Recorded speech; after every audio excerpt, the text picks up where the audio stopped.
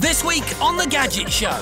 Jason and I are set probably our most taxing challenge yet, buying 10 cutting-edge gadgets all for under £1,000. Fantastic! Jon enlists the help of Olympic skier Graham Bell to work out which are the very best gadget skiing jackets on the slopes. I gotta say, I love this jacket. And we have some crucially important news for you about Gadget insurance. You need to see this or you could lose thousands.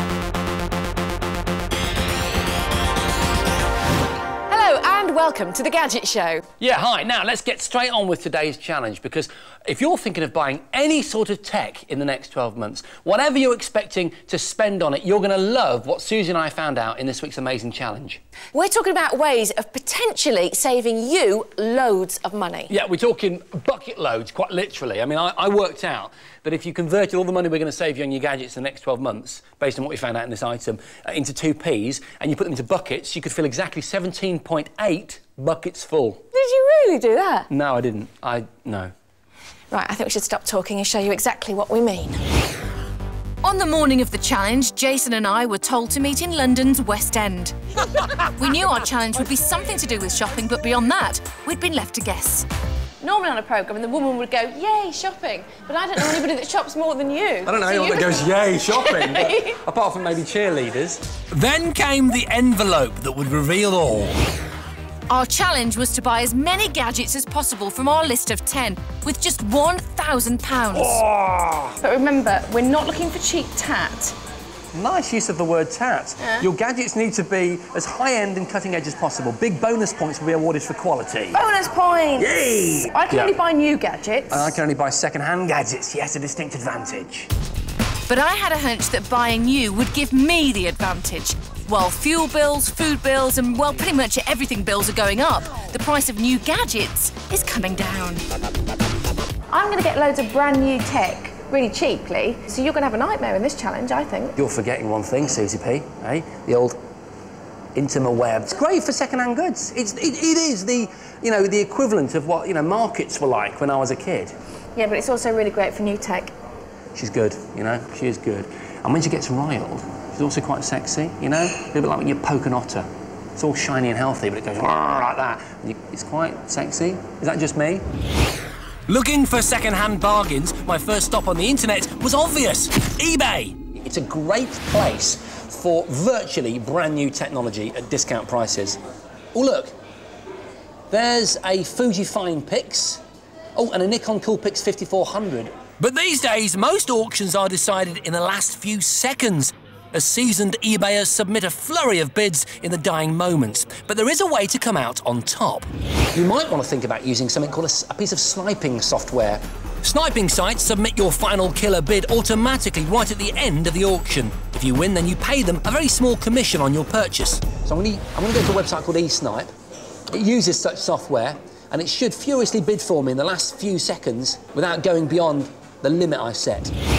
Meanwhile, I'd been comparing prices. In a recent survey of price comparison sites, The Gadget Show found that Google Shopping is top, giving the cheapest prices for 8 out of 10 of our favourite gadgets. So I headed straight there. This is really making me realise just how difficult this challenge is going to be for me this week. To buy everything at the cheapest price on Google Shopping is going to cost me £1,400. Remember, we've only actually got £1,000 to spend.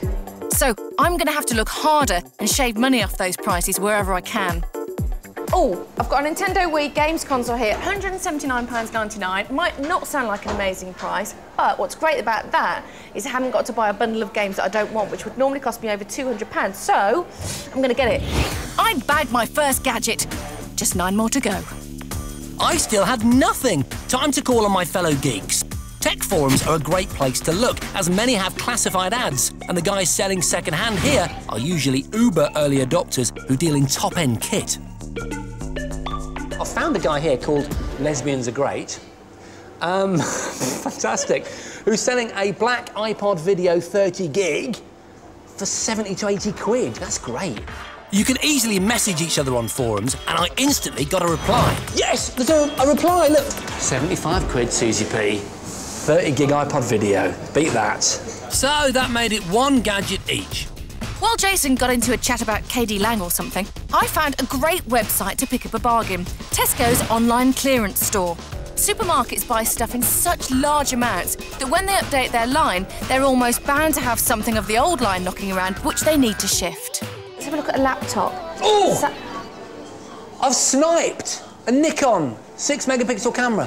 How much? 55 quid! That's a really good price. Put my gun against the wall. Get back to work. After just a few hours, I'd got 3 gadgets, all for less than half of my £1,000. Things were looking up. I'd only got a camera and an iPod so far, but of my money, I'd only spent 130 quid. The challenge was far from over. That challenge was so much harder than we thought it was going to be. I mean, there are so many different individual gadgets on the list, and we've got to get them all for under £1,000. Yeah, but what we did find as we went through the challenge was loads more money-saving tips that you just must stick around to see. Also still to come, Jon hits the slopes in the company of the rather talented and rather gorgeous Graham Bell to test Gadget jackets that are wired for sound. Did you just say gorgeous? Yes. And I bring you some very important news about Gadget insurance. Stick around, because we may be about to save you thousands of pounds.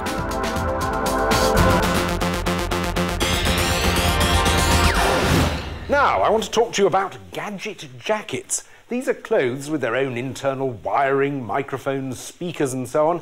And the idea is you plug your mobile phone or MP3 player into them, and then you can operate it without loads of wires dangling all over your tummy. In fact, on some models, you even get a control panel built into the sleeve.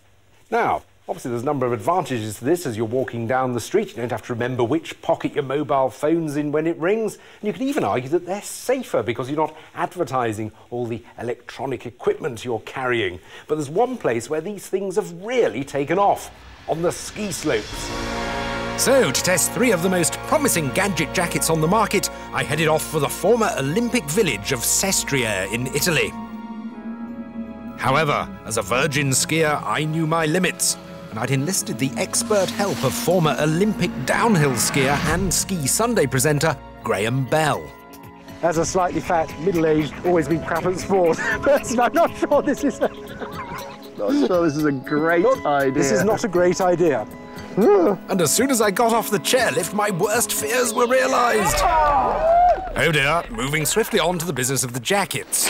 This is the first one. It's the O'Neill H4 Com-Ent.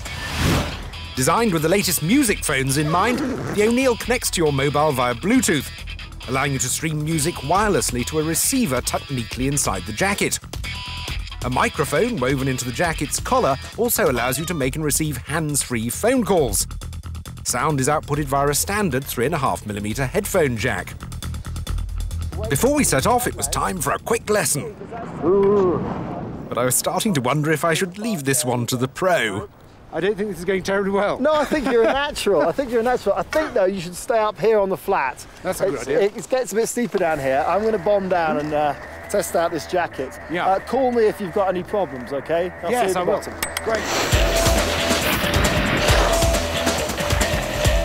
While Graham went solo, Woohoo! I undertook the rest of the journey on foot. Thankfully, we both had music phones to entertain us. And full control of their music functions, courtesy of the soft touch panel on the O'Neill's sleeve. It's also enabled for voice dialing if your phone supports it, handy for when you're struggling to keep up with your fellow skiers. Graham. Hello? Graham, is that you? Hello. How's the jacket working? One of the great things about this jacket is that you can turn the music up as you're skiing. So as you start to ski really fast, you just crank the music up. Perfect. OK, well, I'm going to go for another run. I'll talk to you in a bit. Brilliant, jolly good. Bye. Cheers, bye. Once Graham had finished his seemingly effortless run, he came back up the mountain so he could compare experiences of the O'Neill. The jackets. I was quite impressed with mine. What do you think? I like the look of it. I like the style. Yep. I like the fact that this is quite light. Now, I also thought the sound quality, the call quality was good, and the music quality. Yes, yeah, I guess the microphone in here is perfect. I did hit it by mistake a couple of times. So did I. And it's almost like even when you just move your arm, it goes boop and That's it exactly jumps what the I track. thought. Well, next I've got something slightly more comprehensive. Right. This Burton Audex. The Burton Audex also hooks up wirelessly to any Bluetooth-enabled mobile, and to your iPod at the same time. OK, well, this is a snowboard jacket. And have you got a snowboard? Just so happens that I do. Fancy a bit of a snowboard? No, I've got a perfectly good chairlift over there, thank you. Music control is through a backlit panel on the sleeve which displays artists and song names just like the screen on the iPod. The Burton Audex also features voice dialing and even has caller ID. Graham. John? That's excellent. I can hear you. Sound on the Burton can be heard through speakers on the collar. When we're having a phone call, everyone can hear what you're saying. Because you're effectively on speakerphone. Your private conversations are No longer private. Exactly. You know, you might be some girl calling up.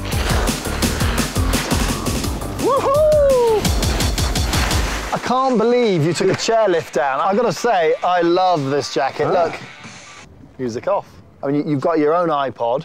Yeah. So you got all your own music. Though it does have to be an iPod, which I thought was a slight disadvantage. But Well, ooh, no. You're happy with the idea? I'm happy because I've got an iPod. Right. So Graham was very impressed with the Burton Audex, but I still had one more jacket for him to try.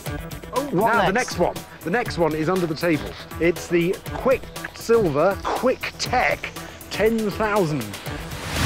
It has the same phone features as the O'Neill, but the Quicksilver also comes with an adapter that lets you connect it to any MP3 player using its headphone jack. However, Quicksilver only let you listen to your tunes via the Bluetooth headset in the hood, making them very difficult to hear. And to hear anything at all, you have to have the hood up, constantly. Inconveniently, the hood's also where they've placed all the controls. While Graham took to the piste one last time, I opted to test the Quicksilver in the comfort of the mountaintop cafe, looking and feeling a right chump with my hood up. And Graham wasn't overly impressed with the Quicksilver either. Hi, how you doing? How are you finding the Quicksilver? Can you hear me okay? Yeah, it sounds absolutely fine. There's no problem hearing it at all. Okay, because the The phone is by my ear for some reason. So I'm kind of talking out the side of my mouth. What about the controls? You finding them a problem? you can just about feel where... The button is on your outside of your ear, and you can answer the call that way. So you don't have to get your phone out, but it's kind of hit or miss. You're just stabbing away at your ear. With the testing completed, it was time to choose our favourite. So we've tried all three, and it seems to me fairly obvious that the one we tried last is indeed in last place, the Quicksilver. Unfortunately, not too impressed with the Quicksilver. The O'Neill, it's light, it's easy to use, there's nothing too bulky there, but it did turn itself on and off a couple of times. The best by far is the Burton Audex. The snowboarding jacket wins. Trust the snowboarders to get the technology right. So, John, what would you give our Gadget jackets by way of a G rating? Well, for the Quicksilver, I'm afraid it's just 1 G. The electronics really are an afterthought. It's a very poor show. OK, and the O'Neill? 3 Gs for that. It's quite good with the phone, but the controls on the jacket are a bit hit and miss on the arm. And the Burton Audex nearly gets a 5G, I think. Actually, I'll just give it 4 Gs, because though it's very good, I just wish it would work with a wider range of players. Can I just ask you, because it wasn't clear, I mean, these headphones, they're good for just hanging out, but if you want to put earphones in, can you do that as well? It's got a headphone jack as well. Superb. Yeah. Well, they are. The Burton Audex is the Gadget Show's favourite gadget jacket.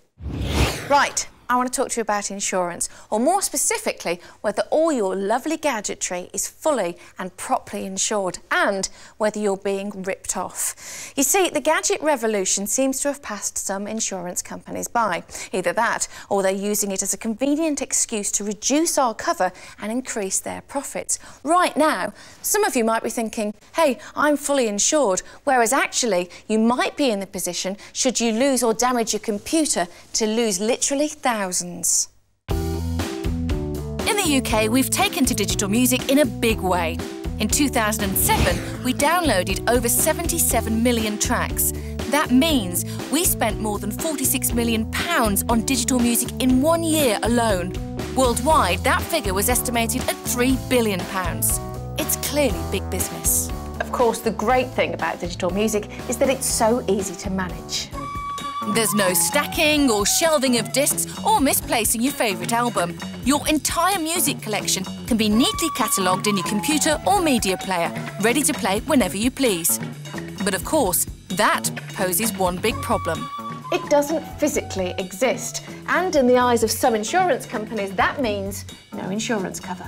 If you have all your music on CDs or tapes or vinyl, then they're fully insured on most current home insurance policies. Unfortunately, it's not quite so clean-cut if you've got hundreds of pounds worth of music stored on your computer.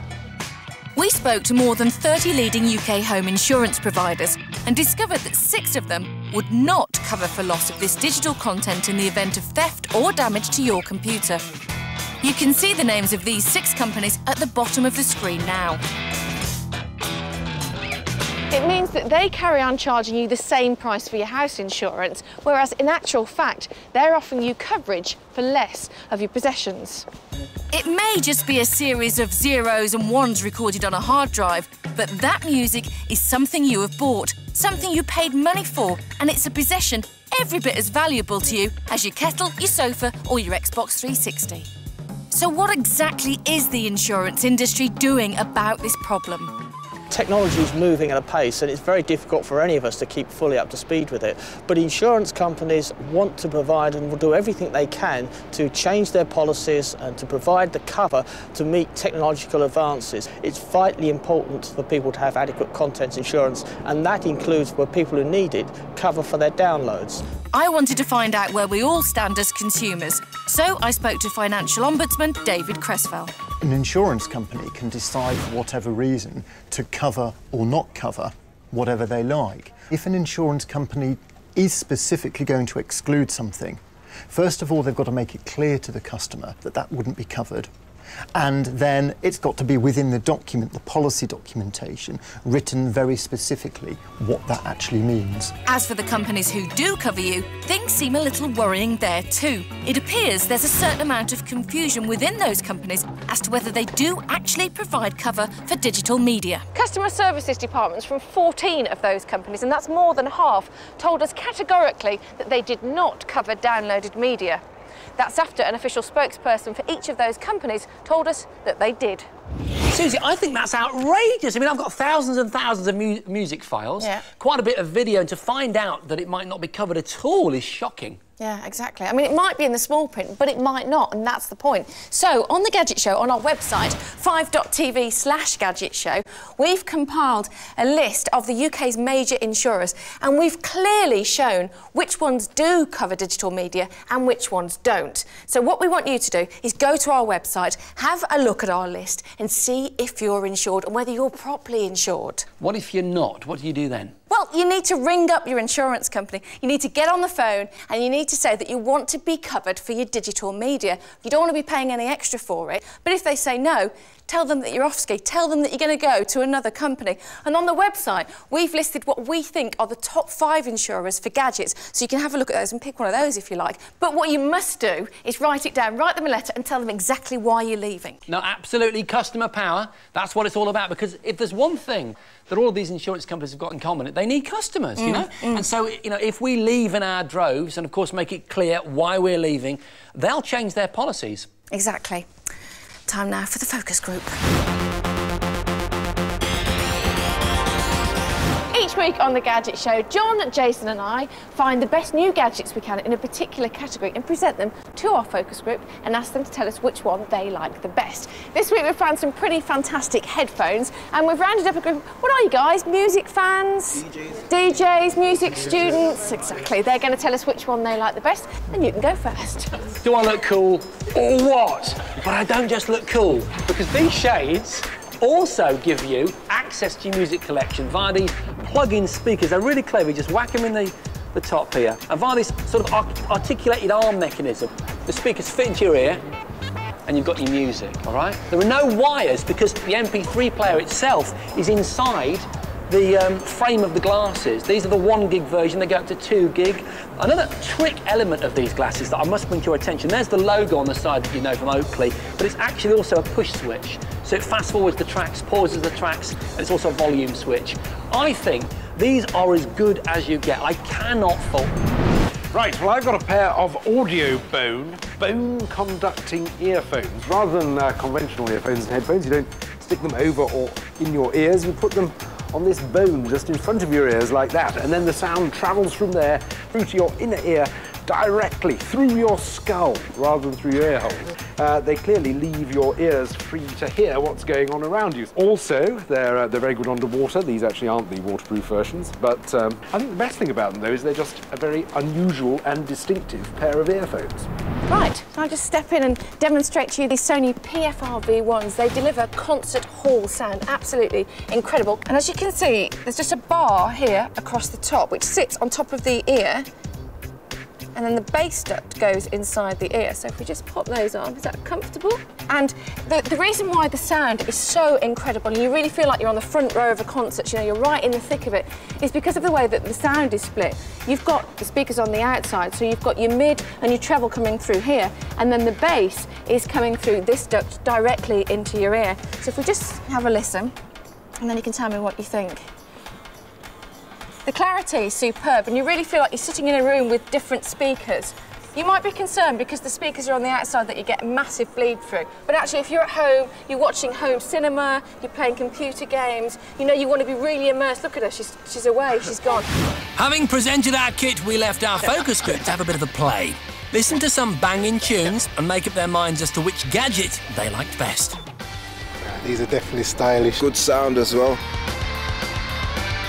Star Wars chic in there. You get like an aching sort of feeling in the bone. Too futuristic for me. It's like surround system. Very good sound. It feels like you're in a club, but they're the best ones. These are the best ones. Well, the moment of truth is here. Now it's time to make a choice. You can only vote for one, and you vote with your hands. So if you'd like to go home with these, my little integrated MP3 Oakleys, put your hand up right now. 6. 6, not bad. What about Suzi's super high-tech Sonys? 4. OK, and John's bone conductors. Hang them high. Thank you. It's yours. We have a winner. It's the Oakleys. Yay! OK. Right, time for another break now, but after that... Jason gets tough compiling our list of the top 5 laptop bags. And our budget challenge continues as we try to sniff out cutting-edge gadgetry at bargain prices.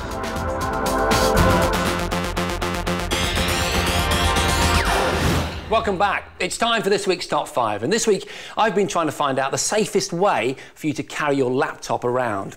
So, I've done some rather exhaustive testing to bring you our countdown of the top 5 best laptop bags that keep your laptop safe and sound. I assembled what I reckon are 25 of the best laptop bags around, and I devised a few tests to replicate the real-life abuse they'll need to cope with. The ones which kept their contents safe the longest would make it into my top 5. But using 25 real laptops would be expensive, not to mention wasteful. So we decided to use 25 real plates. Laptop-shaped plates, which when dropped, smash. First up, the drop test. Each and every bag was dropped from exactly the same height to see how they protect your laptop in a fall.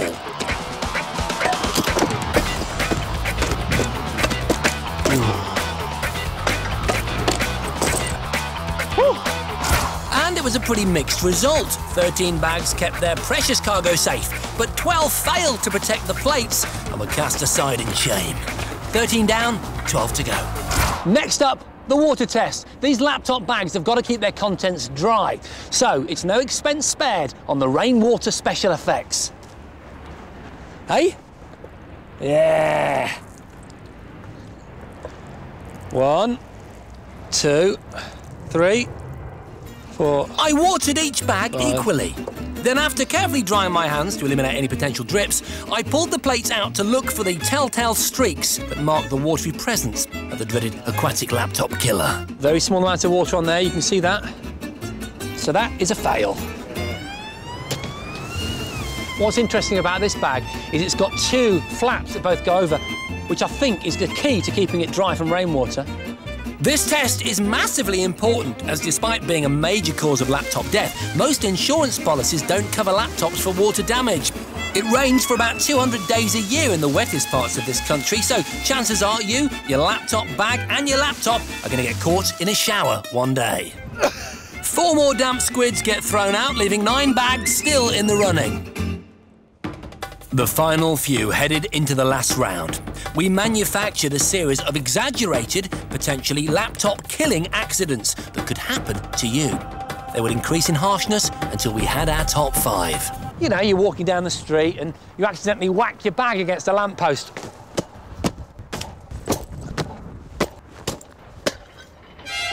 And one more bag bit the dust. So, for the next test. You get out of the car, you slam your bag in the door. Oh.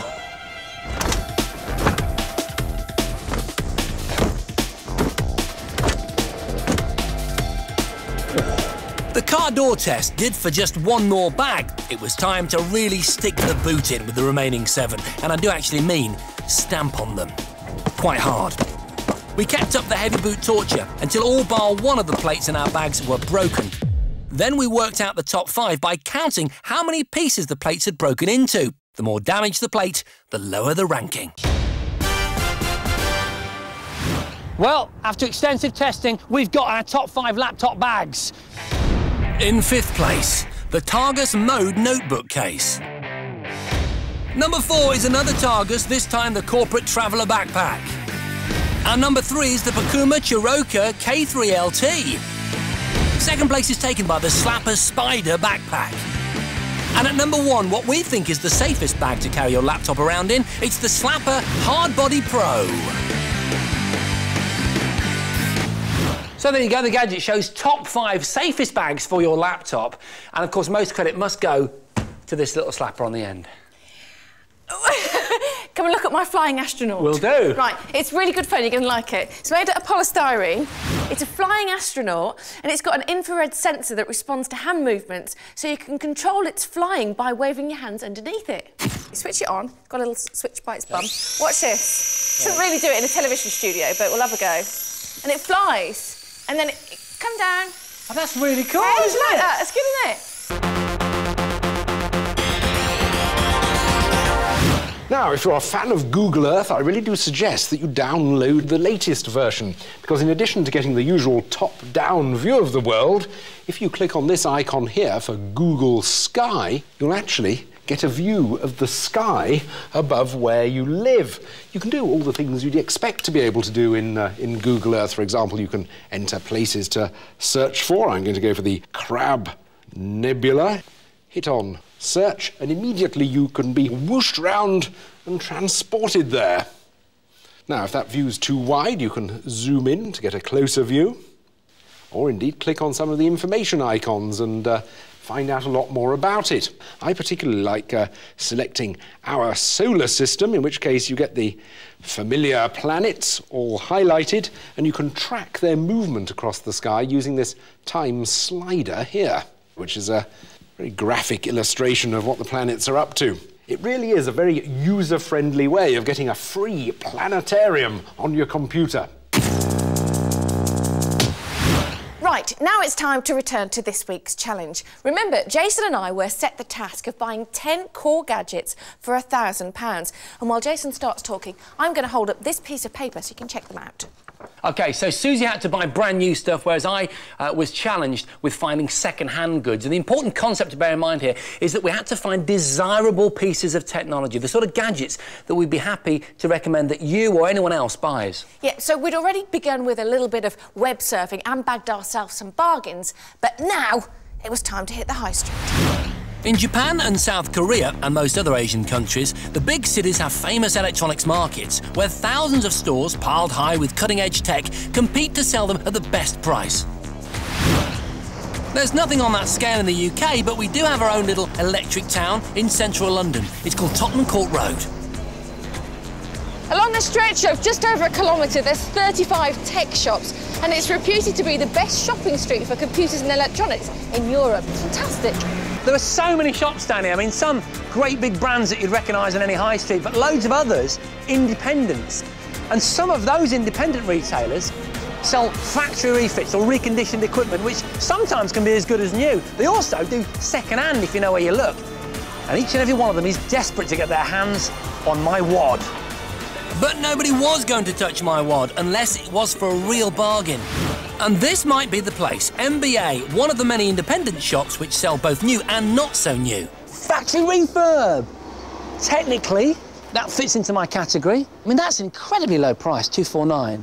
When faulty or damaged goods are returned to the factory by shops or consumers, the factories refit them and they're sold again. But because they are technically second-hand, they can't be sold at full price. We've also got a special offer on that where you get a free HP printer. What? You get a free printer? Yeah. This is too good to be true. Quick, close it, buy it. Let's go. Brilliant. 2 more gadgets in the bag. Good spec, dirt cheap, and I even got a warranty. My first stop was PC World.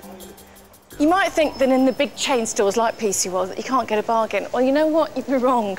Look at this lot over here. What you need to look out for are prices ending in a 7 or an 8. Confused?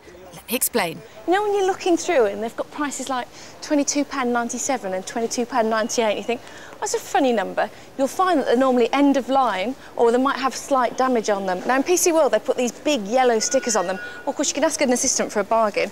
Let's just have a plough through here. I'm looking for a printer. £29.97. Now, here's the 7 thing I was just explaining. This is an HP DeskJet printer, absolutely perfect for this challenge. I'm going to take it before somebody else does. Gadget number 4 secured, just 6 more to go.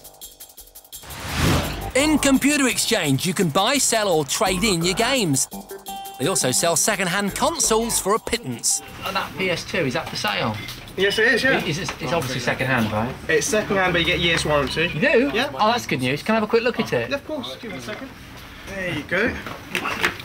A classic machine for 45. 45? Yeah. I think this represents great value for money. It's 45 quid, which leaves me free to buy some other kit. And, oh, I don't believe it. Look at that. Listen, come here, look. The point I was gonna make, it's got a DVD player in it, right?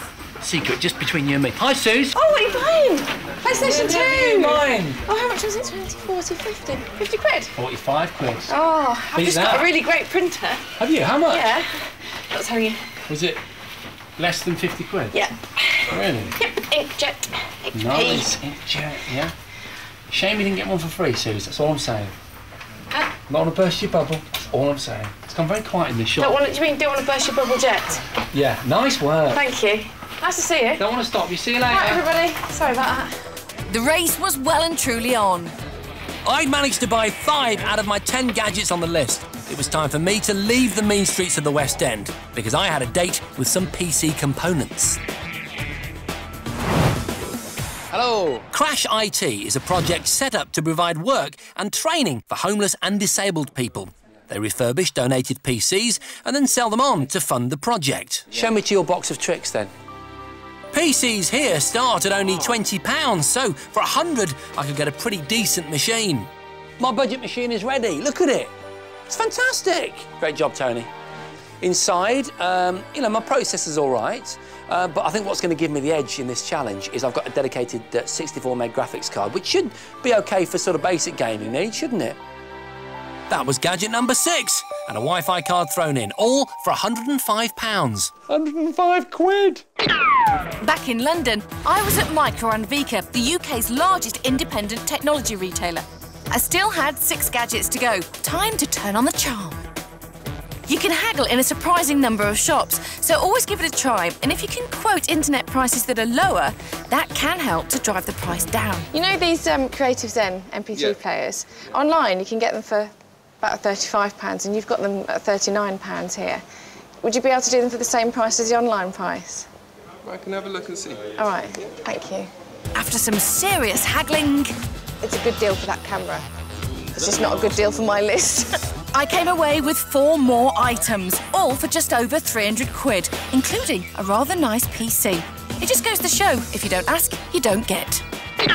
I still had 4 items to go, including a telly, but I too had a cunning plan. You'll find auction houses up and down the country having lost-in-transit auctions like this, essentially a collection of goods that have been lost as they're moved around the country. The only problem is there's no guarantee. So I could buy a telly here today, get it home, it might not work.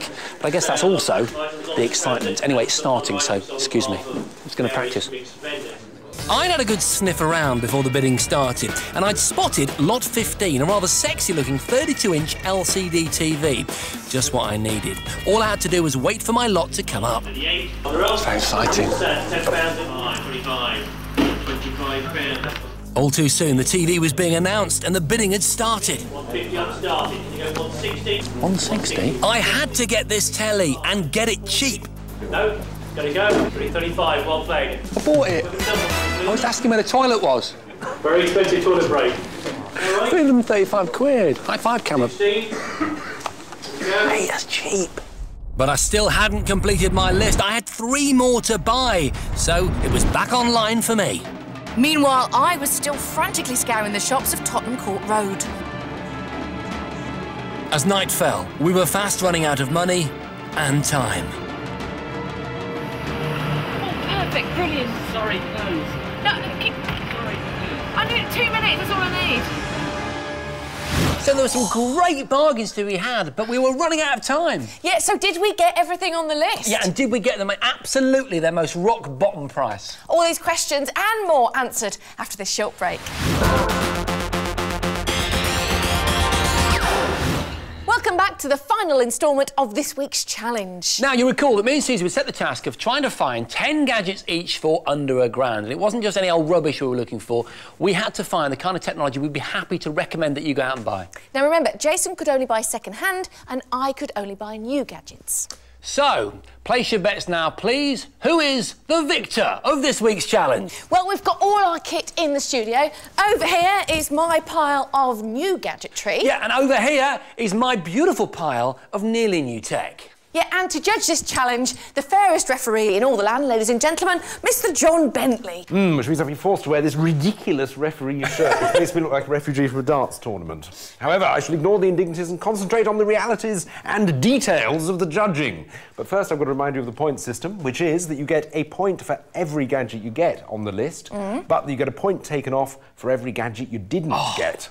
And I'm going to give extra points for things that I think are particularly well-priced or particularly desirable. I'm going to start with Jason's pile. I can see straight away you've got 8 of the gadgets, so that's 8 points. Yes. But there are 2 things missing, no PVR, no camcorder, so you lose 2 points for that, which gets us down to 6 points. Before we've even started, I'm only on 6 points. Absolutely. Yeah. But it's dominated this whole thing by this rather impressive TV. You actually got a good TV, and I'm actually going to give you an extra point for it. Wow! I have seen this. Yay! I'm also going to give you an extra point for this pink radio. 29 quid for that pure DAB radio. It's very good. Fabulous. And you like the colour as well? It's horrendous. I got back. I just thought, go for the pink. So, PS2, good camera, iPod, you know, that's a nice classic iPod. 30 gig. Yeah, iPod video. Really pleased about this. Got it online. Bargain. One of the best bargains of the bunch. Yeah, it's only 75 quid. Worth an extra point as well. I think the most impressive thing, though, is probably this laptop, which seems to have really good specifications. It's got webcam, it's got Wi-Fi, it's got 2 gigabytes of RAM, dual-core processor, running Vista, and all for 249 quid, and including a free printer, which actually looks new. Yeah, it is brand new. The printer's brand new, but because it was given to me free, I think I should be allowed to include it. Oh, yeah, absolutely. It's supposed to be second-hand. So I'm going to give you an extra point for the laptop and an extra point for the printer. Fantastic! Oh, why? So, for the printer? Fantastic! 6 plus, that makes 7, 8, 9, 10, 11. 11 points, Mr. Bradbury. Fantastic! Thank you, John. Right, let's go and look at Suzi's stuff. And straight away, I can see you've got 8 things, so that's 8 points, but there are 2 missing. I mean, there's no TV, obviously. There's no PVR, so that gets you down to 6 immediately. Can I stop you there? Yes. Obviously, with a budget of £1,000 to buy a 37-inch good quality television, it would have completely blown my budget apart, and that would have been my only gadget that I would have got. However, I did buy a television tuner. So I can put my TV tuner in here, and because it's got a hard drive, it's also a PVR, so effectively... That's good, John. I have actually got a television and a PVR. Very persuasive, very clever. And how much did that cost you? That was... It was like 29 quid or something, I think. Quid. See? That is smart thinking. It is very clever. So, 10 points. Yay! Okay. Why did I open my big mouth? Though, looking through this, I don't see anything that really stands out. OK, there's a printer, camcorder, MP3 player, tiny one, tiny camera, terrible DAB radio. Nothing special there, but this Wii stands out. I think there's an extra point there for that. Excellent, Definitely. thank you very much. Yeah, because £179, I didn't have to get the bundle with it, so that was good, all brand new, all warranties. So, now, so it's 8, Hang on a minute. Before you come to your final conclusion, I think there might be a bonus point in for my PC, because look, it's really small, it's quite cute, and it's got 160 gig hard drive, you know, it's quite small, it was quite a good price. It's a good computer, but I don't think it's as good as Jason's laptop, and I've already been generous with the TV card, so no more points. We're only going to get 1 extra point, so in total 10 plus 1, 11. It's a draw. Yay! That's a good result. It is. Which just goes to show, actually, when you're shopping for gadgets, whether you buy new or second-hand, you can get a fantastic bargain if you shop around. Absolutely. And if you want the details of the shops we went to, the sites we visited, the auction house, that sort of thing, they're all on our website, 5.tv/Gadget Show. Go there if you want to bag yourself a bargain. Yep, and that's it. That's all we've got time for this week. So see you next week.